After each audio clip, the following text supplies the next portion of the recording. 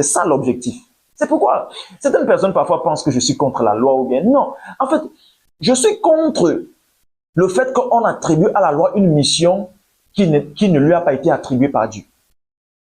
C'est contre ça que je suis.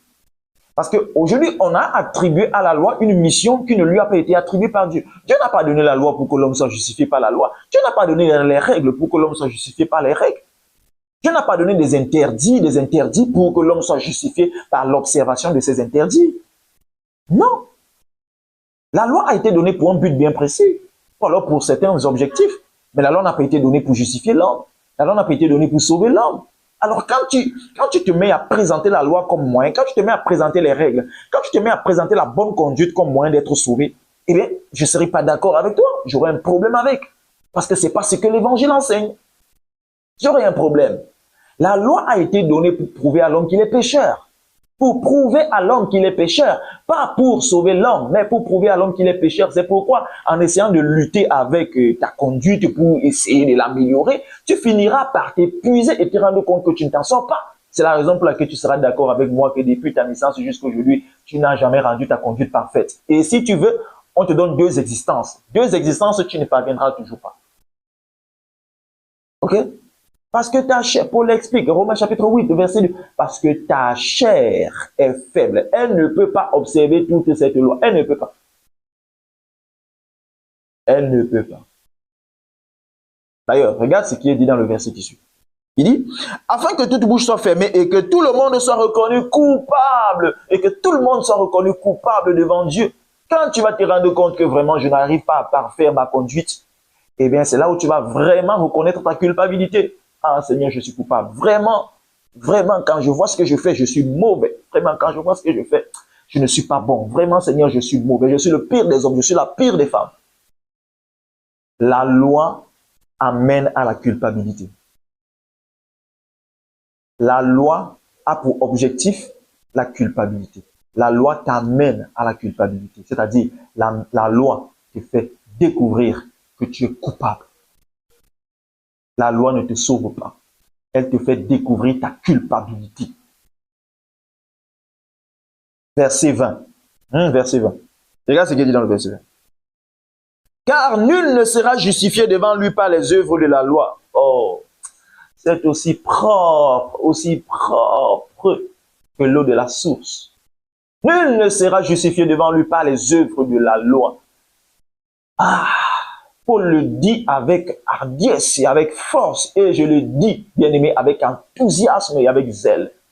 Tu ne seras pas juste. C'est ça l'objectif. C'est pourquoi certaines personnes parfois pensent que je suis contre la loi ou bien non. En fait, je suis contre le fait qu'on attribue à la loi une mission qui ne lui a pas été attribuée par Dieu. C'est contre ça que je suis.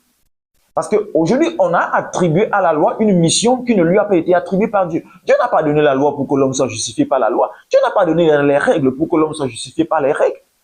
Dieu n'a pas donné des interdits pour que l'homme soit justifié par l'observation de ces interdits. Non.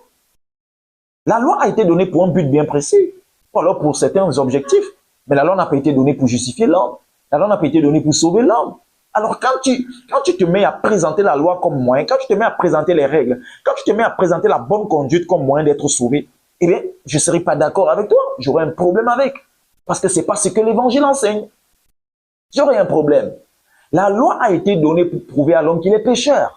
Pour prouver à l'homme qu'il est pécheur. Pas pour sauver l'homme, mais pour prouver à l'homme qu'il est pécheur. C'est pourquoi, en essayant de lutter avec ta conduite pour essayer de l'améliorer, tu finiras par t'épuiser et te rendre compte que tu ne t'en sors pas. C'est la raison pour laquelle tu seras d'accord avec moi que depuis ta naissance jusqu'à aujourd'hui, tu n'as jamais rendu ta conduite parfaite. Et si tu veux, on te donne 2 existences. 2 existences, tu ne parviendras toujours pas.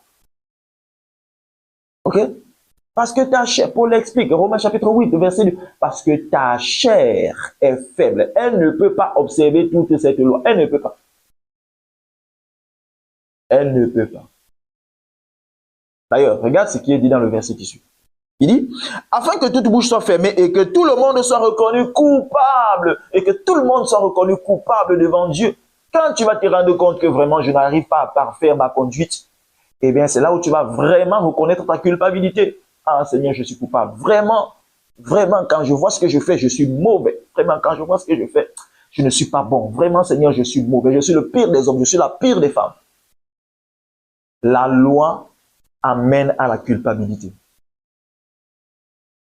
La loi a pour objectif la culpabilité.